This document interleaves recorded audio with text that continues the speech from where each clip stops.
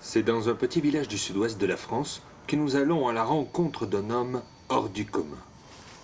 Tout d'abord intrigué, réservé, goguenard devant notre objectif, Marcel Vincent décide peu à peu de s'affranchir de sa timidité. Sa langue se délie et avec une gouaille sans pareille, il se livre à nous, à visage découvert.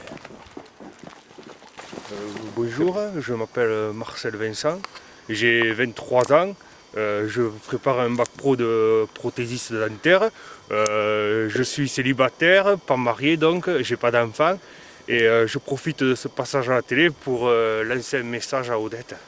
Odette, je t'aime.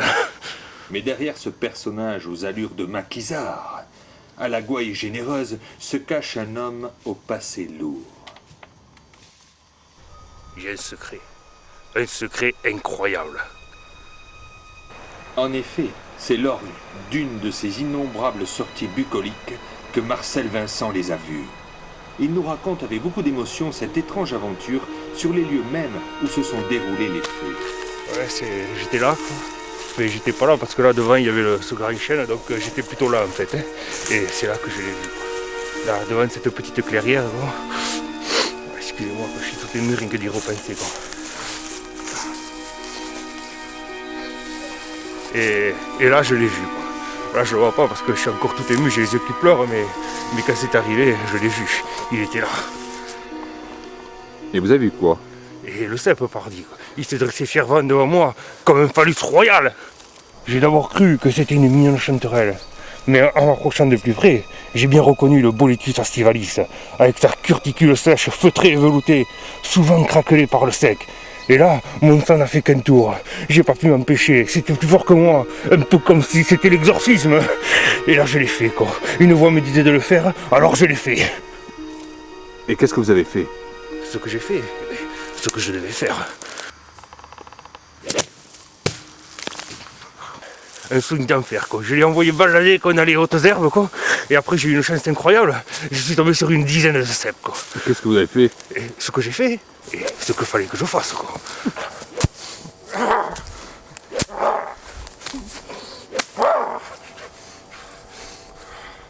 Et après ça, je me suis senti comme libéré, quoi. Comme une envie de pisser qui aurait disparu. De cette histoire incroyable, Marcel n'en demeure pas moins l'unique témoin.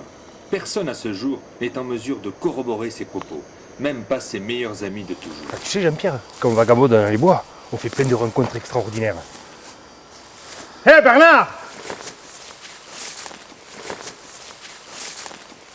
Putain, il fallait dire que t'allais venir avec Mourouzi. Elle est où la pin-up? Elle a marié le gris. Et elle est morte, la pauvrine. Ah merde, condoléances. Je te présente Jean-Pierre, caméraman, réalisateur de films. Bernard, un ami chasseur. Enchanté, monsieur Tchernia. Enchanté. C'est le point de main de Playmobil, ça. Oui. Et moi, c'est Marcel. Bernard. Ça va, putain, que je suis con, on se connaît déjà. Quoi. Tardé, là. T'as vu du gibier aujourd'hui? Ah, mais putain, non, rien, con. Oh, et moi, pas un champignon, et pourtant, je les ai vus. Hein. Oh, putain, ils ont gravé Bernard, quoi. Ils sont sympas, hein. Attends. Et ça marche, ça? Mais concernant le grand secret de Marcel, les avis divergent. Tu sais, Jean-Pierre, je suis encore tout ému, quoi. Tous les matins, je viens galvauder dans ces bois en espérant retrouver cette sensation, mais je ne les ai pas vus encore. Hein. Moi, je veux bien le croire, l'ami Vincent, mais jamais personne il en a trouvé des cèpes. Oui, mais moi, je suis pas personne, hein. Je suis Marcel Vincent. Si je te dis que je les ai vus, c'est que je les ai vus. Et que je dis pas le contraire, mais qu'est-ce que t'avais besoin d'aller taper dedans comme un gougnafier? T'as dû en faire une fricassée de tes cèpes, quoi. Comment tu m'as appelé, là? Oh, joue pas sur les mots, écoutez. Eh oh, je vais pas me faire insulter par un chasseur de pacotille, merde. Oui, chasseur de pacotille, merde, quoi. Écoute, Marcel, reste sage, t'as mis dans la télévision, il fait un reportage sur toi. Hein. Alors fais pas le couillonous, là, hein. Que je me tienne bien, mais merde, attends, je me fais insulter par un chasseur de pacotille. Oh, écoute, on joue pas sur les mots, on va te faire- fais pas chier, va, attends, écoute, c'est pas parce que tu chasses des bécanes. Et je l'amène au cœur de Lyon, j'aurais mieux fait le reste à la maison. Elle me l'avait dit, elle avait dit, l'amène pas. Malgré leurs différends, les deux hommes n'ont aucune animosité.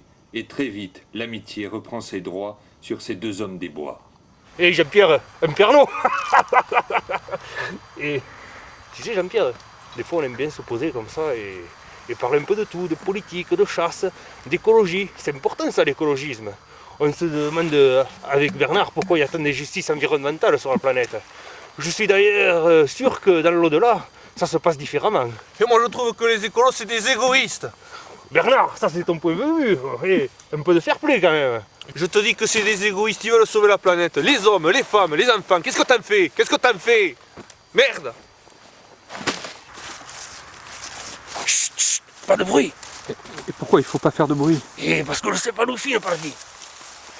Allez, on s'agenouille, on se baisse. Pourquoi il faut s'agenouiller? Et parce que le céphala, la vue perçante, tiens. Une espèce de parisien. Sentez-moi cette odeur là, c'est fantastique. Si j'avais été un cochon truffier, j'aurais été le seul avec le pédigré quoi. Oh putain, je retrouve cette sensation là quand j'ai envie de swinguer quoi. Oh putain. Tout ce que je sais, c'est que ce jour-là, j'ai eu une chance incroyable d'en trouver quoi.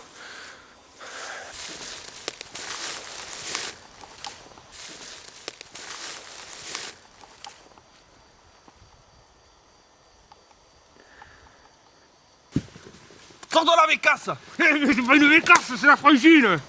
Et Marcel, il y a que papa et maman qui t'attendent à la ferme quand même. Alors quand tu auras fini de faire l'idiot avec le caméraman et ton ami Bernard, eh ben tu rentres leur donner un coup de main quand même. Marjorie va arrêter de nous importuner pendant qu'on fait le tournage. Et impromptement en plus. Tout à fait. Et si elle t'avait pas ressemblé, j'aurais bien mis un coup de kick à la petite. Dans la quiétude des bois, il arrive toutes choses extraordinaires. L'aventure de Marcel Vincent en est la preuve. Oh, Bernard! Mais personne ne saura véritablement jamais s'il les a vraiment vus.